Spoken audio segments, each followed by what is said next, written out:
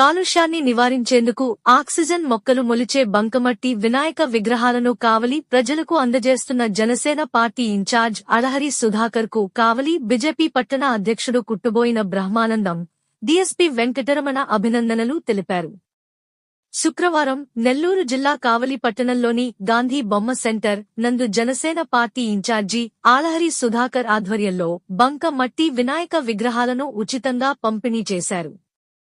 ఈ కార్యక్రమానికి కావలి DSP Venkataramana, BJP నేత కందుకూరి సత్యనారాయణ హాజరయ్యారు.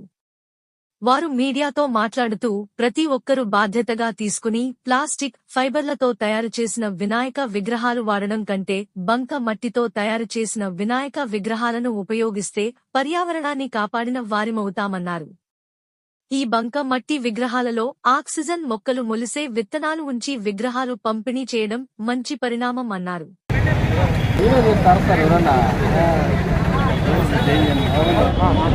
ముఖ్యంగా మీడియా మిత్రులకి పేరు పేరున ధన్యవాదాలు. ఈరోజు కావలి నియోజకవర్గంలో కావలి పట్టణం ట్రంక్ రోడ్ నందు జనసేన పార్టీ తరపున వినాయక చవితి శుభాకాంక్షలు తెలుపుకుంటున్నాం. అదేవిధంగా మొన్న మా పవన్ కళ్యాణ్ గారి బర్త్డే సందర్భంగా జనసేన పార్టీ సిద్ధాంతాల్లో ఒకటైనటువంటి పర్యావరణ పరిరక్షణలో భాగంగా దగ్గర 4500 మొక్కలని నియోజకవర్గం అంతటా నాటడం జరిగింది. ప్రకృతి బాగుంటేనే ఈ విపరీతమైన మొన్న వరదలు చూశారు మీరు. విజయవాడ, గుంటూరు అయితేనేమి తెలంగాణలో కూడా విపరీతమైన వరదలతో కొట్టుకుపోయింది. అవి అన్నీ అరికట్టాలంటే ప్రకృతిని మనం కాపాడుకోవాల్సిన బాధ్యత ప్రతి ఒక్కరి మీద ఉంది.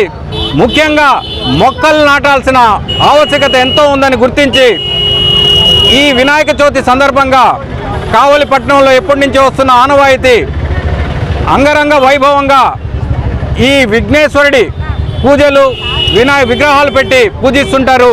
జనసేన పార్టీ తరపున మా ఉమ్మడి ప్రభుత్వంతో ఉమ్మడి అభ్యర్థి తెలుగుదేశం బీజేపీ తరపున ఎమ్మెల్యే గారి తరపున మేము కావలి ప్రజలను కోరుకునేది ఒకటే, ఈ మట్టి విగ్రహాలని ప్రతి చోట పర్యావరణానికి హాని కలిగించినటువంటి మట్టి విగ్రహాలు వాడాలని.